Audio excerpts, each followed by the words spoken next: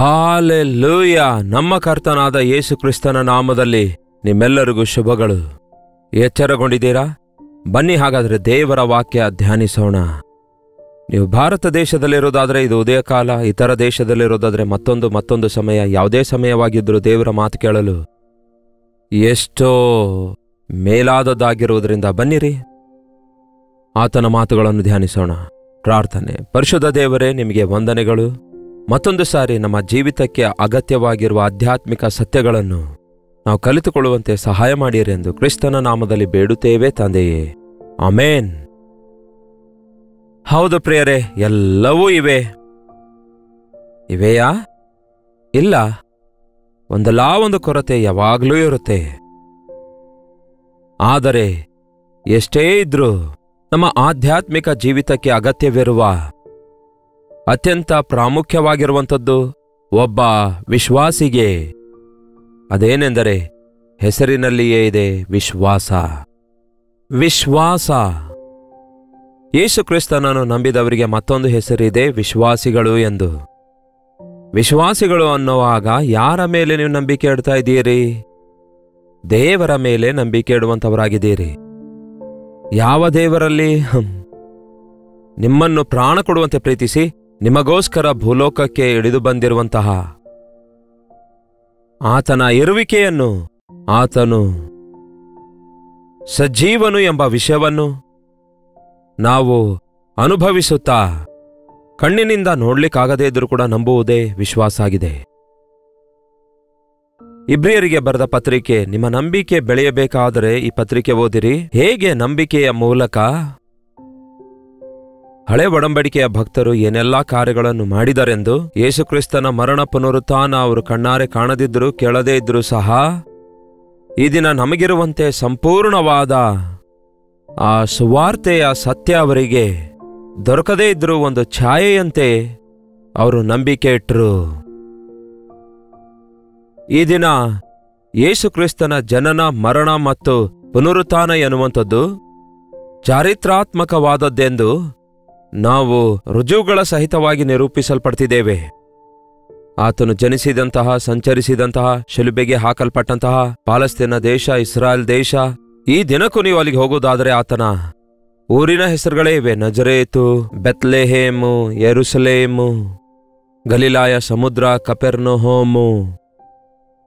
ಎಲ್ಲಾ ಪ್ರಾಂತ್ಯಗಳಲ್ಲಿ ಯೇಸು ಜೀವಿಸಿರುವಂತಹ ಗುರುತುಗಳು ಈ ದಿನಕ್ಕೂ ಕಾಣಬಹುದು. ಆದಾಗ್ಯೂ ಇನ್ನೂ ನಂಬೋದಿಲ್ಲ. ಅಫ್ಕೋರ್ಸ್ ಅನೇಕರು ನೋಡದೇ ಇರಬಹುದು. ನಾನು ಹೋಗಿ ನೋಡಿದ್ದೇನೆ, ನೀವು ನೋಡದೇ ಇರಬಹುದು. ಆದರೆ ಹೋಗಿ ನೋಡುವುದಕ್ಕಿಂತ ಮುಂಚೆಯೇ ನಂಬಿದ್ದೆ ನಾನು ಕೂಡ. ನೋಡಿದ ನಂತರ ದೇವರಿಗೆ ಕೊಂಡಾಡಿದೆ, ದೇವರು ಎಷ್ಟು ದೊಡ್ಡವರಾಗಿದ್ದಾರೆಂದು. ಇಬ್ರಿಯ 11ನೇ ಅಧ್ಯಾಯ 1ನೇ ವಚನ ಹೇಳುತ್ತೆ, ನಂಬಿಕೆ ಅಂದರೆ ನಾವು ನಿರೀಕ್ಷಿಸುವವುಗಳ ವಿಷಯವಾಗಿ ಭರವಸೆದಿಂದಿರುವುದು, ಕಣ್ಣಿಗೆ ಕಾಣದವುಗಳನ್ನು ನಿಜವೆಂದು ತಿಳಿದುಕೊಳ್ಳುವುದು ಆಗಿದೆ. ನಿರೀಕ್ಷಿಸುವವುಗಳ ಒಂದು ನಿಜ ಸ್ವರೂಪ, ಯಾವುದನ್ನು ನಾವು ನಿರೀಕ್ಷಿಸುತ್ತಿದ್ದೇವೋ ಅದು ನಿಜವಾಗಿದೆ. ಆ ಪರಲೋಕ ರಾಜ್ಯ ಎನ್ನುವಂಥದ್ದಿದೆ. ಪುನರುತ್ಥಾನ ಹೊಂದಿದ ದೇವರು, ಆತನ ಆ ಶಾಶ್ವತ ರಾಜ್ಯದಲ್ಲಿ ನಾವು ಇರುವಂಥವರಾಗಿದ್ದೇವೆ. ಆ ಮಹಿಮೆಯ ರಾಜ್ಯದ ಕುರಿತು ನಾವು ಕಣ್ಣಾರೆ ನೋಡ್ಲಿಕ್ಕಾಗದೇ ಇರಬಹುದು, ಆದರೆ ನಂಬುತ್ತಿದ್ದೇವೆ. ನಿರೀಕ್ಷಿಸುವವುಗಳ ಒಂದು ನಿಜ ಸ್ವರೂಪವೇ ಆಗಿದೆ ನಂಬಿಕೆ. ಅದೃಶ್ಯವಾದವುಗಳು ಇವೆ ಎನ್ನುವುದಕ್ಕೆ ರುಜುವಾಗಿದೆ. ರುಜು ತೋರಿಸಿರಿ ನಾವು ಯೇಸುವನ್ನು ನಂಬುತ್ತೇವೆ ಎಂದು ಕೆಲವರು ಹೇಳ್ತಾರೆ. ರುಜು ತೋರಿಸಿದ ನಂತರ ನಂಬುವುದರಲ್ಲಿ ಏನು ದೊಡ್ಡಸ್ತಿಕೆ ಇದೆ?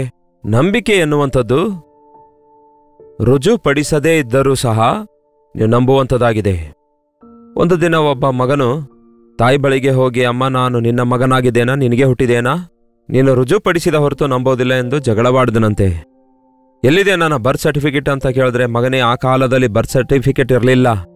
ನೀನು ಹುಟ್ಟಿದ ಒಂದು ಹಳ್ಳಿ ಊರಲ್ಲಿ, ಹಾಸ್ಪಿಟಲ್ಗೆ ಹೋಗ್ಲಿಲ್ಲ ಮಗನೇ, ನಿನ್ನ ಹೆಸರು ನಮೂದಿಸಲಿಲ್ಲ ಮಗನೇ, ನಿನ್ನ ತಾಯಿ ನಾನೇ ಮಗನೇ ಅಂದಾಗ ಅದೆಲ್ಲ ನಾನು ನಂಬಲ್ಲ. ಕನಿಷ್ಠ ನನಗೊಂದು ಫೋಟೋ ತೋರಿಸು. ಅಯ್ಯೋ ಮಗನೇ, ಆ ದಿನಗಳಲ್ಲಿ ಫೋಟೋಸ್ ಇರಲಿಲ್ಲ ಮಗನೇ, ಸೆಲ್ ಫೋನ್ಗಳೇ ಇರಲಿಲ್ಲ ಎಂದು ಎಷ್ಟೇ ಹೇಳಿದ್ರು ಕೇಳಲಿಲ್ಲ. ನನ್ನ ಹೋಲಿಕೆಯಲ್ಲ ನಿನ್ನಲ್ಲಿ ಬಂದಿವೆಯಲ್ಲ, ನೀನೇ ನೋಡ್ತಿದೆಯಲ್ಲ ಮಗನೇ, ನನ್ನ ಪ್ರೀತಿ ನೋಡ್ತಿದೆಯಲ್ಲವೇ, ಅದೆಲ್ಲ ಬೇಕಿಲ್ಲ ನನಗೆ ಎಂದು ಹೇಳಿ ಜಗಳವಾಡ್ತಿದ್ದ. ಈ ದಿನವೂ ಕೂಡ ಹಾಗೇ ಇದೆ. ದೇವರಿದ್ರೆ ತೋರಿಸ್ಕೊಳ್ಳಲಿ, ನಂಬುತ್ತೇನೆ ಅನ್ನುತ್ತಾರೆ. ದೇವರಿದ್ದಾರೆ ಎನ್ನುವುದನ್ನು ರುಜುಪಡಿಸ್ತಿದ್ದಾರಲ್ಲವೇ? ನಿಮ್ಮ ಅಂತರಾತ್ಮ ನಿಮಗೆ ಹೇಳ್ತಾ ಇಲ್ಲವೋ? ಪ್ರತಿಯೊಬ್ಬರಿಗೂ ಗೊತ್ತು ದೇವರಿದ್ದಾರೆ ಎಂದು. ದೇವರಿಲ್ಲವೆಂದು ನಾಸ್ತಿಕನು ಕೂಡ ಗಟ್ಟಿಯಾಗಿ ಕಿರುಚುತ್ತಾನೆ. ಆದರೆ ಅವನ ಹೃದಯದ ಆಳದಲ್ಲಿ ಘೋಷಣೆ ಉಂಟಾಗ್ತದಂತೆ, ಏಯ್, ನೀನು ಕಿರುಚೋದು ನಿಜ ಅಲ್ಲವೆಂದು. ದೇವರಿಲ್ಲದಿದ್ರೆ ನೀನು ಎಲ್ಲಿಂದ ಬಂದೆ? ಅದಕ್ಕೆ ಈ ವಿಶ್ವಾಸ ಎನ್ನುವುದು ನೋಡದೇ ಇರುವುದನ್ನು ನಂಬುವಂಥದ್ದಾಗಿದೆ. ಯೇಸು ಕ್ರಿಸ್ತನು ಶಿಲುಬೆಗೆ ಹಾಕಲ್ಪಟ್ಟಾಗ ನಾವು ನೋಡಲಿಲ್ಲ, ಆದರೂ ನಂಬುತ್ತೇವೆ. ಆತನು ಅದ್ಭುತ ಕಾರ್ಯ ನಮ್ಮ ಜೀವಿತದಲ್ಲಿ ಮಾಡ್ತಾರೆಂದು ನಂಬುತ್ತೇವೆ. ನೀವು ನಂಬುತ್ತಾ ಇದ್ದೀರಾ ಯೇಸು ಕ್ರಿಸ್ತನನ್ನು? ಸ್ವಾಮಿಗಳೇ, ನಾನು ರಕ್ಷಣೆ ಹೊಂದಲು ಏನು ಮಾಡಬೇಕೆಂದು ಸೆರೆಮನೆಯ ಅಧಿಪತಿ ಪೌಲನಿಗೆ ಕೇಳಿದಾಗ ಪೌಲನು ಏನು ಹೇಳ್ದ? ಏನಾದರೂ ತಪಸ್ಸು ಮಾಡು ಅಂತ ಹೇಳಿದನೋ? ದೀಕ್ಷಾಸ್ನಾನ ತೆಗೆದುಕೊಂಡು ಅಂದನೋ? ಅದೆಲ್ಲ ಮುಖ್ಯವೇ. ಆದರೆ ಕರ್ತನಾದ ಯೇಸು ಕ್ರಿಸ್ತನಲ್ಲಿ ನಂಬಿಕೆ ಇಡು, ಆಗ ನೀನು ನಿನ್ನ ಮನೆಯವರೆಲ್ಲರೂ ರಕ್ಷಿಸಲ್ಪಡುತ್ತೀರಿ ಅಂದನು. ಯೇಸು ಕ್ರಿಸ್ತನನ್ನು ನಿಮ್ಮ ಒಡೆಯನನ್ನಾಗಿ, ನಿಮ್ಮ ದೇವರೆಂದು ನಂಬಿರಿ. ನಿಮ್ಮ ಸ್ಥಾನದಲ್ಲಿ ನಿಮಗೋಸ್ಕರ ಮರಣ ಹೊಂದಿದ್ದಾನೆ ಎಂದು ನೀವು ನಂಬಿದ ಮರುಕ್ಷಣವೇ ನೀವು ಆ ಪಾಪ ಕ್ಷಮಾಪಣೆಯನ್ನು ಸಂಪಾದಿಸಿಕೊಳ್ತೀರಿ ಮತ್ತು ಎಲ್ಲಾ ಪಾಪದಿಂದ ಬಿಡುಗಡೆಯನ್ನು ಹೊಂದಿದವರಾಗಿರುತ್ತೀರಿ. ರಕ್ಷಣೆಯ ಆನಂದದಿಂದ ತುಂಬಲ್ಪಡ್ತೀರಿ. ಇದೇ ನಂಬಿಕೆಯಾಗಿದೆ. ಪ್ರಾರ್ಥಿಸುವಂಥವರಿಗೆ ನಂಬಿಕೆ ಬೇಕು ಪ್ರಿಯರೇ. ನಾವು ಬಹಳ ವಿಷಯ ದೇವರಿಗೆ ಬೇಡ್ತಾ ಇದ್ರು, ದೇವರು ಕೊಡ್ತಾ ಇಲ್ಲ ಅನ್ನೋದಾದರೆ ನೀವು ಅಪನಂಬಿಕೆಯಿಂದ ಕೇಳ್ತಾ ಇರುವುದರಿಂದ ನಿಮಗೇನು ದೊರೆಯುವುದಿಲ್ಲ. ನೀವು ಬೇಡಿಕೊಳ್ಳುವಾಗ ಸಂದೇಹದಿಂದ ಬೇಡಿಕೊಂಡ್ರೆ ಧಾರಾಳವಾಗಿ ಕೊಡ್ತೇನೆಂದು ದೇವರು ಹೇಳಿದಾರಲ್ಲವೇ?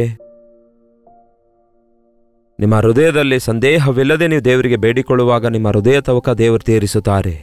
ಪ್ರಾರ್ಥನೆಯಲ್ಲಿ ನೀವು ಏನೇನು ಬೇಡಿಕೊಂಡಿದ್ದೀರೋ ಅದೆಲ್ಲ ನಿಮಗೆ ದೊರಕಿದೆ ಎಂದು ನೀವು ನಂಬುವುದಾದರೆ ಅದು ನಿಮಗೆ ದೊರಕುವುದು. ನಂಬಿದವರಾಗಿ ಪ್ರಾರ್ಥಿಸ್ತಾ ಇದ್ದೀರೋ, ಇಲ್ಲವೇ ಆಪ್ಷನ್ ಆಗಿ ದೇವರು ಕೊಟ್ಟರೆ ಕೊಡ್ಲಿ, ಇಲ್ಲವೇ ಡಾಕ್ಟರ್ ಬಳಿಗೆ ಹೋಗ್ತೇವೆ, ಲಾಯರ್ ಬಳಿಗೆ ಹೋಗ್ತೇವೆ, ಇಲ್ಲವೇ ಸಾಲ ತೆಗೆದುಕೊಳ್ಳೋಣ, ಇಲ್ಲವೇ ಮತ್ತೊಂದು ಕೆಲಸ ಮಾಡೋಣ, ಹೀಗೆ ನೀವೇ ಏನೇನೋ ಅಂದುಕೊಳ್ತಾ ಪೂರ್ಣ ಹೃದಯದಿಂದ ದೇವರನ್ನು ನಂಬದೆ ಆತನು ನಿಮಗೆ ಸಹಾಯ ಮಾಡುತ್ತಾನೆಂದು ನಂಬಲಾರದಂತೆ ನೀವು ಹೇಗೆ ಅದ್ಭುತ ಕಾರ್ಯ ನಿಮ್ಮ ಜೀವಿತದಲ್ಲಿ ಅನುಭವಿಸಲಾಗುತ್ತದೆ? ನಂಬಿಕೆ ಇಲ್ಲದೆ ದೇವರನ್ನು ಮೆಚ್ಚಿಸಲು ಅಸಾಧ್ಯ. ಅಲ್ಲೇ ಇದೆ ನೋಡಿ, ಇಬ್ರಿಯ ಪತ್ರಿಕೆಯಲ್ಲಿ 11:6 ಹೇಳುತ್ತೆ, ನಂಬಿಕೆ ಇಲ್ಲದೆ ದೇವರನ್ನು ಮೆಚ್ಚಿಸುವಂಥದ್ದು ಅಸಾಧ್ಯ. ಅಂದರೆ ನಂಬಿಕೆ ಇಲ್ಲದೆ ನೀವು ಎಷ್ಟೇ ಹಾಡು ಹಾಡಿದರೂ, ದೇವರಿಗೆ ಕಾಣಿಕೆ ಕೊಟ್ಟರು, ಎಷ್ಟೇ ಪ್ರಾರ್ಥನೆ ಮಾಡಿದರು, ನಂಬಿಕೆಯಿಂದ ದೇವರು ನಿಮ್ಮನ್ನು ಪ್ರೀತಿಸುತ್ತಾರೆ, ನಿಮ್ಮನ್ನು ಆಶೀರ್ವದಿಸ್ತಾರೆ ಎಂಬ ನಂಬಿಕೆಯಿಂದ ಅಲ್ಲದೆ ಆಚಾರದ ಪ್ರಕಾರ ಭಕ್ತಿ ಆಚಾರ ಅನುಸರಿಸೋದಾದರೆ ಆತನಿಗಿಷ್ಟವಾಗಲ್ಲ. ನಿಮ್ಮ ಕಾಣಿಕೆ ಆತನಿಗೆ ಅಗತ್ಯವಿಲ್ಲ. ಆತನಿಗೆ ನಿಮ್ಮ ಹೃದಯ ಬೇಕು. ನೀವು ನಿಮ್ಮ ಹೃದಯದಿಂದ ಆತನನ್ನು ನಂಬಬೇಕು. ಯೇಸುವೇ ದೇವರೆಂಬುದಾಗಿ ನೀವು ಹೃದಯದಲ್ಲಿ ನಂಬಿ ಬಾಯಿಂದ ಅರಿಕೆ ಮಾಡಬೇಕು. ಕೆಲವರು ಹೃದಯದಲ್ಲಿ ನಂಬುತ್ತಾರೆ, ಆದರೆ ಬಾಯಿಂದ ಒಪ್ಪಿಕೊಳ್ಳೋದಿಲ್ಲ. ಭಯಪಡ್ತಾರೆ, ನಾಚಿಕೆ ಪಡ್ತಾರೆ. ಯಾರಾದರೂ ವಿರೋಧಿಸ್ತಾರೇನೋ, ಹಿಂಸೆ ಬರ್ತವೇನೋ ಎಂದು ಭಯಪಡ್ತಾರೆ. ಆದರೆ ರಕ್ಷಣೆ ಅನ್ನೋದು ಹೃದಯದಲ್ಲಿ ನೀವು ನಂಬಿರುವುದನ್ನು ಬಾಯಿಂದ ಒಪ್ಪಿಕೊಳ್ಳಬೇಕು. ಅದೆಲ್ಲವನ್ನು ನೀವು ಹೊರಗೆ ತೋರ್ಪಡಿಸಬೇಕು. ಮನುಷ್ಯರ ಮುಂದೆ ನನ್ನನ್ನು ಒಪ್ಪಿಕೊಳ್ಳಲು ನಾಚಿಕೆ ಪಡುವವರ ವಿಷಯದಲ್ಲಿ ನಾನು ದೇವರ ಮುಂದೆ ನಿಮ್ಮ ವಿಷಯದಲ್ಲಿ ನಾಚಿಕೆ ಪಡ್ತೇನೆ ಅಂದಿದ್ದಾರೆ. ಆ ಯೇಸು, ಹೌದು ಪ್ರಿಯರೇ, ನೀವು ದೇವರ ಮಕ್ಕಳಾಗಿರೋದಾದ್ರೆ, ದೇವರು ಒಂದು ಅದ್ಭುತ ಕಾರ್ಯದಲ್ಲಿ ನಂಬಿಕೆ ಇಟ್ಟಿರುವಂತಹ ನೀವು ಒಂದು ನಂಬಿಕೆಯನ್ನು ಹೊಂದಿಕೊಂಡಿರುವುದಾದರೆ ನಂಬಿಕೆಯನ್ನು ನಿಮ್ಮ ಬಾಯಿಂದ ಒಪ್ಪಿಕೊಳ್ಳಿರಿ. ನೀತಿವಂತನು ನಂಬಿಕೆಯಿಂದಲೇ ಬದುಕುವನು. ನಾವು ದುಡ್ಡಿದ್ರೆ ಸಾಕು, ಆಸ್ತಿ ಇದ್ರೆ ಸಾಕು, ಬಳಗ ಇದ್ರೆ ಸಾಕು ಎನ್ನುವಂತಹ, ಪರಪತಿ ಇದ್ರೆ ಸಾಕು ಎನ್ನುವಂತಹ ಸ್ಥಾನದಲ್ಲಿ ಈ ಲೋಕದಲ್ಲಿ ಸಾಗಬಾರದು. ಅವುಗಳಿಗಾಗಿ ಮನುಷ್ಯ ತವಕಿಸುತ್ತಿದ್ದಾನೆ. ಆರಾಮಾಗಿ ಉನ್ನತವಾಗಿ ಬದುಕಬಹುದು, ಇನ್ನಷ್ಟು ಉನ್ನತ ಸ್ಥಾನದಲ್ಲಿರಬಹುದು. ಆದರೆ ಒಬ್ಬ ಕ್ರೈಸ್ತನಿಗೆ ಭರವಸೆವೇನೆಂದರೆ ಒಂದು ಹಣವಲ್ಲ, ಹೊಲಗಳಲ್ಲ, ಆಸ್ತಿಗಳಲ್ಲ, ಡಿಗ್ರಿಗಳಲ್ಲ, ಪದವಿಗಳಲ್ಲ. ಒಬ್ಬ ಕ್ರೈಸ್ತನ ವಿಶ್ವಾಸ ನಂಬಿಕೆಯಾಗಿದೆ. ನೀತಿವಂತನು ನಂಬಿಕೆಯಿಂದಲೇ ಜೀವಿಸುತ್ತಾನೆ. ನಾವು ನೋಡಿ ನಡೆಯುವವರಲ್ಲ, ನಂಬಿಕೆಯಿಂದಲೇ ಜೀವಿಸುವಂತವರಾಗಿದ್ದೇವೆ. ನಾವು ನೋಡಿದೆಲ್ಲವೂ ಅನುಕೂಲವಾಗಿರುವಾಗ, ಅಂದರೆ ಎಲ್ಲವೂ ಅನುಕೂಲವಾಗಿರುವಾಗ ಅನುಕೂಲವಾಗಿ ಸಾಗ್ತೇವೆ. ಆದರೆ ನಂಬಿಕೆಯಿಂದಲೇ ದೇವರ ಅದ್ಭುತವಾದ ಮಾರ್ಗಗಳನ್ನು ಅಯೋಮಯ ಪರಿಸ್ಥಿತಿಗಳಲ್ಲಿ ನಾವು ಕಾಣಬಹುದು. ಆ ದಿನ ಅವಿಶ್ವಾಸಿಗಳಾಗಿರುವ ಇಸ್ರಾಯೇಲ್ಯರು, ಅಂದರೆ ಇಬ್ರಿಯರು, ಐಗುಪ್ತ ದೇಶದಿಂದ ಬಿಡಿಸಲ್ಪಟ್ಟ ನಂತರ ಹಿಂದೆ ಫರೋಹನ ಸೈನ್ಯ ಬೆನ್ನಟ್ಟುತ್ತೆ, ಮುಂದೆ ಕೆಂಪು ಸಮುದ್ರ ಅಡ್ಡ ಇರುತ್ತೆ. ಯಾವ ದಾರಿ ಕಾಣದಿರುವಾಗ ಗೋಳಾಡುತ್ತಾರೆ, ಅಳುತ್ತಾರೆ, ಕಣ್ಣೀರಿಡ್ತಾರೆ. ಆದರೆ ವಿಶ್ವಾಸವುಳ್ಳಂತಹ ಮೋಶೆ ದೇವರಿಗೆ ಮೊರೆಯಿಟ್ಟು ದೇವರು ಹೇಳಿದಂತೆಯೇ ಮಾಡಿದಾಗ ಕಣ್ಣೆದುರಿಗಿರುವ ಭಯಂಕರವಾದ ಕೆಂಪು ಸಮುದ್ರವು ಇಸ್ರಾಯೇಲರು ಹೆಜ್ಜೆ ಇಟ್ಟ ಕೂಡಲೇ 2 ಭಾಗವಾಗಿ ವಿಂಗಡಿಸಲ್ಪಟ್ಟಿತು. ಒಣ ನೆಲದ ಮೇಲೆ ಇಸ್ರಾಯೇಲರು ನಡೆದರು ಎಂಬುದನ್ನು ಇವತ್ತಿಗೂ ಕೆಲವರು ನಂಬೋದಿಲ್ಲ. ಇದು ನಿಜವಾದದ್ದೆಂದು ಚರಿತ್ರಾತ್ಮಕವಾಗಿ ನಿರೂಪಿಸಲ್ಪಟ್ಟಿದೆ. ಸೈಂಟಿಫಿಕಲ್ ಆಗಿಯೂ ಕೂಡ ಇದು ನಿರೂಪಿಸಲಾಗಿದೆ.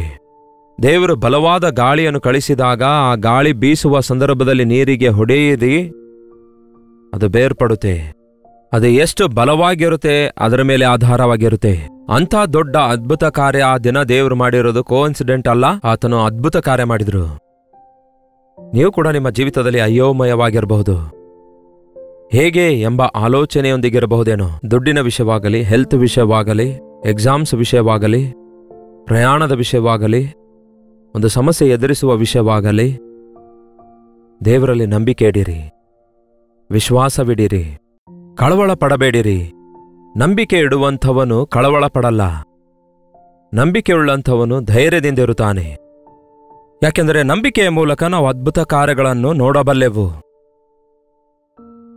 ನಿಮಗೆ ನಂಬಿಕೆ ಇದೆಯಾ? ಚಿಕ್ಕ ಚಿಕ್ಕ ವಿಷಯಗಳಿಗಾಗಿ ನಂಬಿಕೆ ಇದೆಯಾ? ಯೇಸು ಹೇಳಿದ್ದಾರೆ, ನಿಮಗೆ ಸಾಸಿವೆ ಕಾಳಷ್ಟು ನಂಬಿಕೆ ಇರೋದಾದರೆ ಈ ಬೆಟ್ಟ ಹೋಗಿ ಸಮುದ್ರದಲ್ಲಿ ಧುಮುಕು ಅಂದರೆ ಧುಮುಕುತ್ತದಂತೆ. ಸಾಸಿವೆ ಕಾಳಿನಷ್ಟು ದೊಡ್ಡ ನಂಬಿಕೆ ಇಲ್ಲ, ಚಿಕ್ಕ ನಂಬಿಕೆ ಇದೆ ಅನ್ನುತ್ತಾರಲ್ವೇ ಕೆಲವರು. ನಿಮ್ಮ ನಂಬಿಕೆ ಚಿಕ್ಕದಾಗಿದೆಯಾ ದೊಡ್ಡದಾಗಿದೆಯಲ್ಲ, ಎಷ್ಟು ಗಟ್ಟಿಯಾಗಿದೆ ಎನ್ನುವುದು ಮುಖ್ಯ.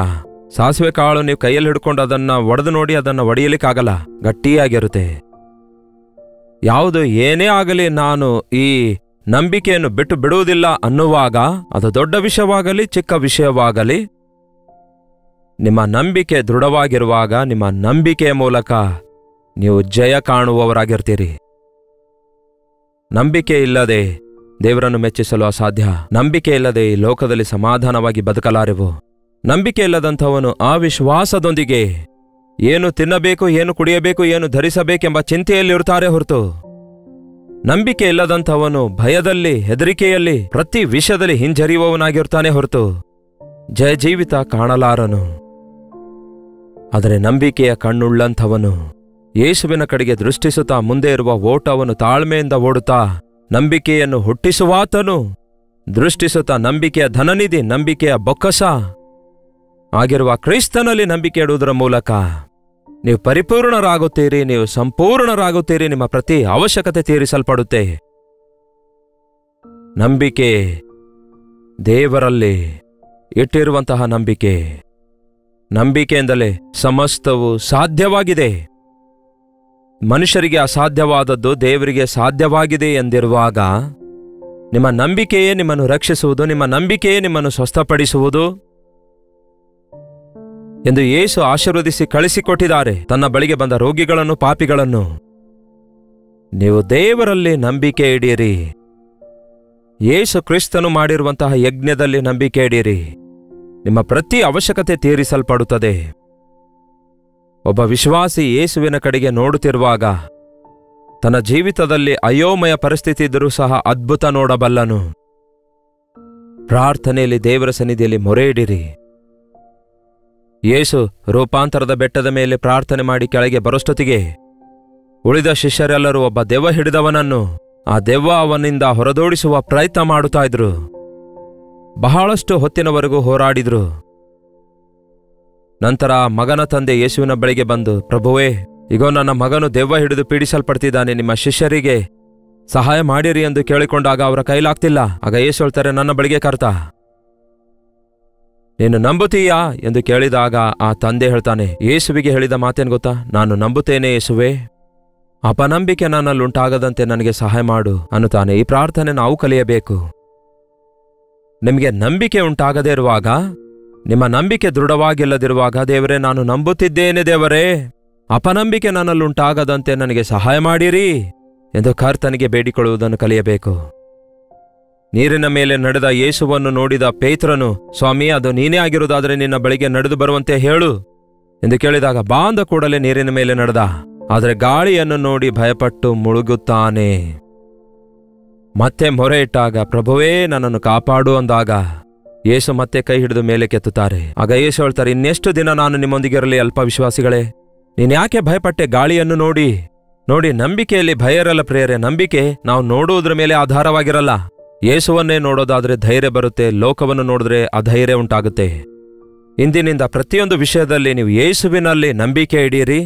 ನೀವು ನಂಬಿದಂತಹ ದೇವರು ದೊಡ್ಡ ದೇವರೆಂದು ನಿಮಗೆ ನಿರೂಪಿಸಲ್ಪಡುತ್ತೆ. ಪ್ರಾರ್ಥನೆ. ಪರಿಶುದ್ಧನೇ, ಪ್ರೀತಿಯುಳ್ಳ ತಂದೆಯೇ, ಯಾರ್ಯಾರು ಈ ಮಾತು ಎಲ್ಲಿಂದ ಕೇಳ್ತಿದ್ದಾರೋ ಅಂಥವರೆಲ್ಲರ ಹೃದಯವನ್ನು ನಂಬಿಕೆ ಉಂಟಾಗುವಂತೆ ಮಾಡಿರಿ. ಕೇಳುವುದರಿಂದ ನಂಬಿಕೆ ಉಂಟಾಗ್ತದೆಂದು ಹೇಳಿದ್ದೀರಿ. ಕ್ರಿಸ್ತನ ಕುರಿತಾದ ಮಾತು ನಮ್ಮ ಜೀವಿತದಲ್ಲಿ ನಂಬಿಕೆ ಅಭಿವೃದ್ಧಿಪಡಿಸಬೇಕೆಂದು ಅನುದಿನವೂ ನಿಮ್ಮ ವಾಕ್ಯವನ್ನು ಧ್ಯಾನಿಸುತ್ತಿರುವಾಗ ಈಗಾಗಲೇ ನಾವು ದೃಢವಾಗಿ ನಂಬಿಕೆಯಲ್ಲಿ ಸ್ಥಿರರಾಗಿ ಈ ಲೋಕದಲ್ಲಿ ಜಯಿಸುವ ವಿಶ್ವಾಸಿಗಳಾಗಿದ್ದು ನಿಮಗೆ ಸಾಕ್ಷಿಗಳಾಗಿದ್ದು ಜೀವಿಸಲು ನಮ್ಮ ಒಬ್ಬೊಬ್ಬರಿಗೂ ಸಹಾಯ ಮಾಡಿರೆಂದು ಕ್ರಿಸ್ತನ ನಾಮದಲ್ಲಿ ಬೇಡುತ್ತೇವೆ ತಂದೆಯೇ, ಆಮೇನ್. ತಂದೆಯಾದ ದೇವರ ಪ್ರೀತಿಯು, ಮಗನಾಗಿರುವ ಕ್ರಿಸ್ತನ ಕೃಪೆಯು, ಆದರಣೆಕರ್ತನಾದ ಪರಿಶುದ್ಧಾತ್ಮನ ಸಹವಾಸವು ಕೂಡಿ ಬಂದಿರುವ ನಮ್ಮೆಲ್ಲರ ಸಂಗಡ ಇಂದಿಗೂ ಸದಾಕಾಲಕ್ಕೂ ಎಂದೆಂದಿಗೂ ನೆಲೆಯಾಗಿರಲಿ. ಆಮೇನ್.